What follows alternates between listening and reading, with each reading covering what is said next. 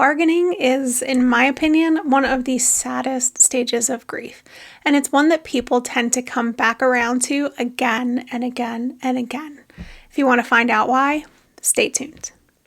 Hey there, if we haven't met, my name is Brooke from Grieving Mommy, and on my channel I share my journey through loss and grief after losing my 10-year-old daughter Libby in a car accident.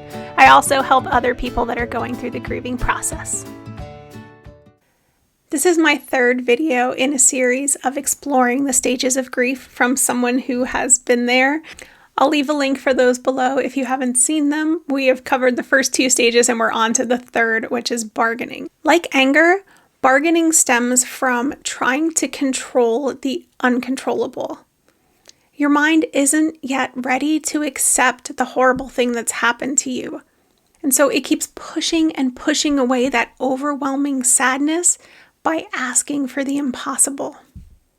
The bargaining stage leads us to try to make deals. Deals with ourselves, deals with a higher power if we believe in one. We long to change places with our loved one, or to change what happened, or the events leading up to what happened, so that in the end we can change the result of what happened. The key is, though, of course, that change isn't possible. And that's why this is the saddest stage for me. Bargaining is like a last-ditch, hopeless effort that you know won't work, but you don't know what else to do.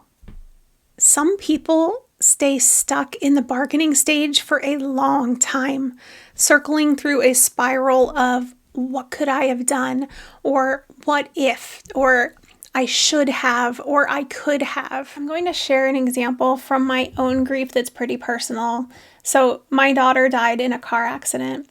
Her brother had picked her up from dance class on a Wednesday night and was taking her to her dad's house where she visited on Wednesday evenings with him because we're divorced. It was so easy to spiral down the what ifs and should haves and could haves with that, because it turned into, well, what if I had driven her? Or what if her dad had driven her? Or all the way back to, what if we had never gotten divorced? Then this wouldn't have happened. If you feel comfortable sharing your what ifs or should haves or could haves, I would love to hear them in the comments below so that we can all support each other with these thoughts.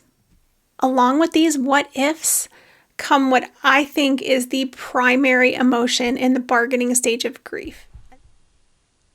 Guilt. Guilt could be its own separate video from all of the grieving people that I've talked to. It's one of the number one things that people say that they feel about the loss of their loved one. But I can sum it up by saying that it is the main thing that keeps people mired in the bargaining stage for so long. The feelings of, I should have done more, I could have spent more time with this person, I should have done things differently. That can leave people beating themselves up mentally for years. Here is the realization that's needed to move past this stage, and it is a very, very difficult truth. None of these bargains, none of these deals we're trying to make, none of these should haves, could haves, what ifs make any difference. I think psychologically, deep down, we know this, but it takes us accepting that no matter what we do, no matter what deals we try to make, we can't go back and change things, and we can't go back and change the result.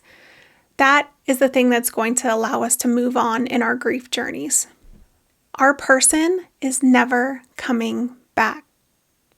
And so there's no point in going over and over what could have been or what we could have done differently.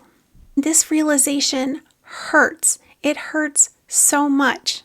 So it makes sense that the next stage is depression, where it finally kicks in that our person's not coming back and there's nothing that we can do about it.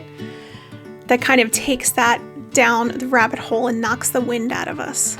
So to learn about the depression stage of grief, you want to go ahead and click on this video here, and I will see you there.